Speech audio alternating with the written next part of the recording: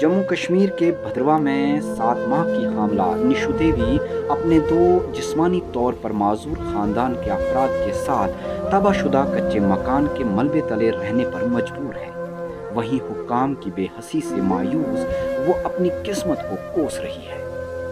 BPL कुंबे से ताल्लुक रखने वाली निशु देवी भद्रवा की कुरसारी पंचायत के तहत आने वाले दूर दराज लामूद गांव में एक कच्चे मकान में रह रही थी और इसने 2 साल कबल पक्का घर बनाने के लिए मरकज की तरफ से स्पॉन्सर शुदा प्रधानमंत्री आवास योजना के लिए दरख्वास्त दी थी। इस बारे हमारी टीम ने इस गरीब खानदान की हालतें जार जानने के लिए इस दूर दराज गांव का दौरा किया जो पिछले 2 सालों से इंसाफ के मुंतजिर है।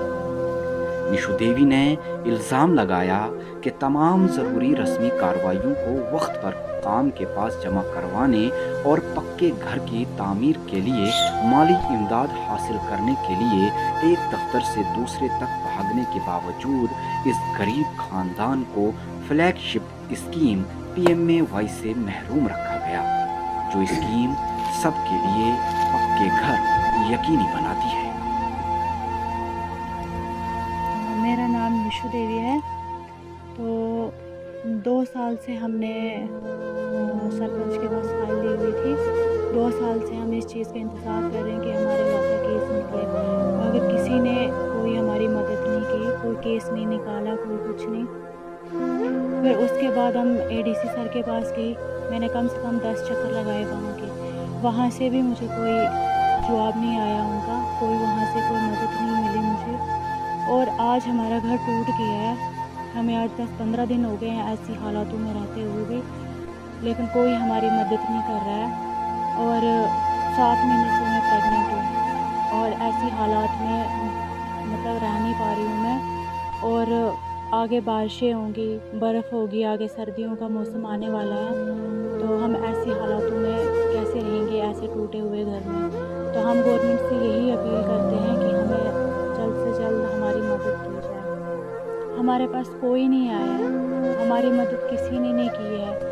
हम हर किसी के पास गए हैं मदद के लिए, लेकिन हमारी मदद किसी ने नहीं की है अभी तक। PMA के लिए हमने 2-3 बार अप्लाई किया, लेकिन किसी ने हमारी नहीं सुनी है। खानदान के मसाइब में मज़ीद इजाफा तब हुआ जब 8 अगस्त को भद्रवा वादी को हिलाकर रख देने वाले ज़लज़ले ने इनका कच्चा मकान मुकम्मल तौर पर मुनहदम कर दिया। इससे ये खानदान अमली तौर पर छत से महरूम हो गया। इस ज़लज़ले में इस गरीब खानदान के 2 जिस्मानी तौर पर माजूर अफराद निशु देवी की ननद सुषमा देवी और इसका छोटा भाई नरेश कुमार बाल बाल बच गए। जी भैया, मेरा नाम नरेश कुमार है। 1997 से मैंने तो कैंसर हो गया, तो 2008 में डेथ हो गई, तो 2017 में भी डैडी एक्सपायर हो गई। तो मैं इधर बैठा तो ये सारा गारा मेरे ऊपर गिर गया, तो भूचाल भी आया, तो वो लकड़ी गिर गई। तो ऐसे में हम कहाँ रहेंगे? भूचाल आया तो मैं भाग भी नहीं सकता। तो 2 साल से हमने फाइल दी है, तो कुछ मिला भी नहीं है। तो ऐसे में हम कहाँ रहेंगे? तो जल्दी से जल्दी हमारा मकान बन जाए तो हम भी रहें। अब इस खानदान के पास अपने तबाहशुदा कच्चे मकान के मलबे पर खुले आसमान तले जिंदगी बसर करने के अलावा कोई रास्ता नहीं है, जिससे ज़ाहिरी तौर पर हामला निशु के लिए खानदान के 2 माजूर अफराद को संभालने के लिए जिंदगी मजीद मुश्किल हो गई है।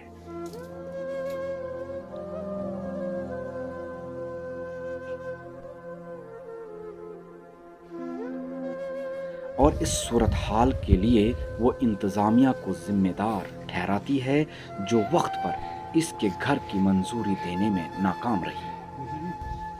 वहीं इनके पड़ोसी इस बात से हैरान हैं कि अगरचे सबको पक्के मकान दिए जा रहे हैं, तो इस गरीब खानदान से इतनी नाइंसाफ़ी क्यों? सर आपको हालत दिखती है, सबको दिखती है, हम भी देख रहे हैं, बहुत बुरी हालत है इनकी। अगर इन पे कोई करे कुछ, हमारी यही है कि अब इनका कोई सुने, इनकी सुनाई हो आगे और कुछ न कुछ इनको मदद मिले। परेशानी है हम सबको, ये 2 सालों से इसी में रह रहे हैं, इनकी हालत कंडीशन बहुत ख़राब है। और 2 जो बच्चे हैं इनके घर में वो भी हैंडीकैप है, उनकी भी हालत ख़राब है। तो आप देख रहे हो इधर सब कुछ, आप भी देख रहे हैं क्या हालत है इधर 2 सालों से ये ऐसे ही रह रहे हैं बेचारे। इनको भी घर चाहिए, बस हमें यही है कि इनको भी मकान चाहिए। घर के हालात बहुत ख़राब हैं, इनके 2 बच्चे हैं वो भी हैंडीकैप हैं, ये दीदी बेचारी ये भी प्रेग्नेंट है, कहाँ जाएंगे ये। बस हमें चाहिए कि इनको भी घर चाहिए।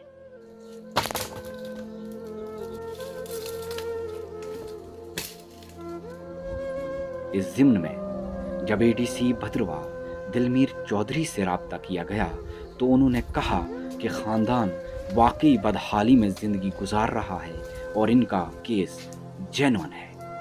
इनका मज़ीद कहना है कि हम ये जानने की कोशिश कर रहे हैं कि ख़ानदान को इस स्कीम के फ़वाइद से क्यों महरूम रखा गया है।